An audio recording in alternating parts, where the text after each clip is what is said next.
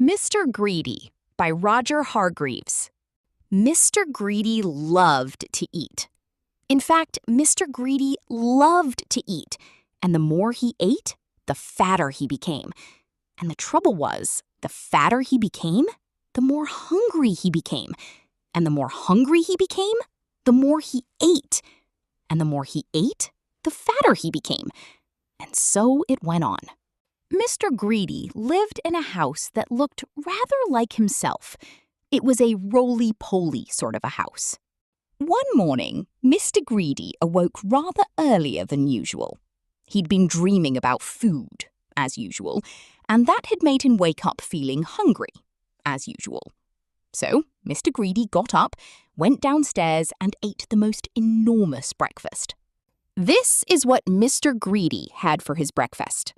Toast, 2 slices, cornflakes, 1 packet, milk, 1 bottle, sugar, 1 bowlful, toast, 3 slices, eggs, 3 boiled, toast, 4 slices, butter, 1 dish, marmalade, pot.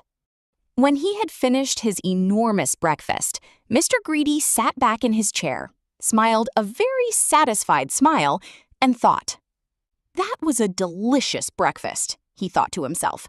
"Now, I wonder what would be nice to have for lunch."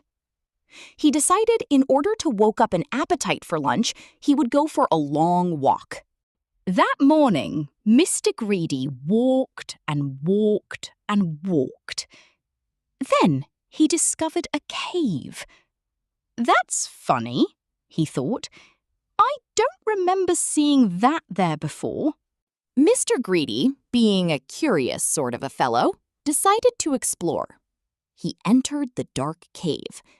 Inside, he discovered some giant steps leading upwards. Mr. Greedy, being a curious sort of a fellow, decided to climb them. They were very steep and very difficult to climb, but with much huffing and puffing, Mr. Greedy climbed up and up. At the top of the steps, Mr. Greedy came to a door. It was, without doubt, the biggest door that Mr. Greedy had ever seen. And it wasn't quite shut. Mr. Greedy, being a curious sort of a fellow, decided to see what was on the other side of that door. So Mr. Greedy squeezed himself through the crack in the door, and there before him was an amazing sight. The biggest room in the world. The floor was as big as a field. The table in the middle of the floor was as big as a house, and the chairs around it were as high as trees. Mr. Greedy felt very small. Then sniffed. Coming from somewhere up on top of that gigantic table was the most delicious, foody smell that Mr. Greedy had ever smelled. Mr. Greedy sniffed again, and then decided that he must get up onto that table. So he began to climb up the leg of the enormous chair. It was very difficult, and it took him a long time. But eventually, Mr. Greedy stood on the table. Everything was larger than life. The salt and pepper pots were both as big as pillar boxes. There was a bowl of fruit on the table, and Mr. Greedy tried to lift one of the oranges. And Mr. Greedy, being Mr. Greedy, took a bite out of one of the apples there. Then he looked around. Over on the other side of the table stood the source of that delicious smell. A huge, enormous, gigantic, colossal plate.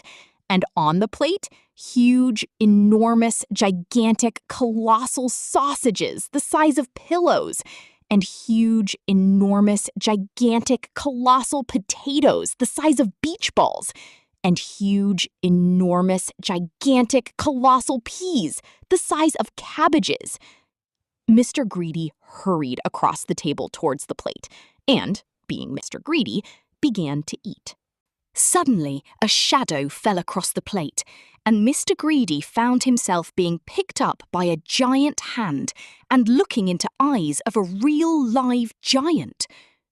"And who," thundered the giant, "are you?" Mr. Greedy was so frightened that he could only just manage to squeak his name. "Mr. Greedy," he squeaked. The giant laughed a laugh as loud as thunder. "Greedy by name and greedy by nature," he bellowed. "Well, I think, Mr. Greedy, that you need to be taught a lesson." And what a lesson it was. The giant made Mr. Greedy eat up everything on that huge, enormous, gigantic, colossal plate. When he had finished, Mr. Greedy felt very ill indeed, as if he would burst at any minute. "Now," said the giant in a much quieter voice, "do you promise never to be greedy again?" "Oh, yes," moaned Mr. Greedy. "I promise."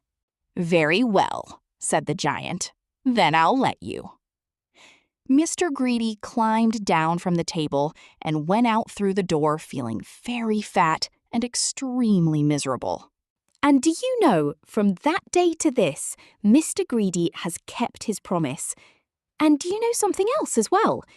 Mr. Greedy doesn't look like he used to look anymore. He now looks like this, which I think suits him a lot better, don't you? So if you know anybody who's as greedy as Mr. Greedy used to be, you know what to tell them, don't you? Beware of giants.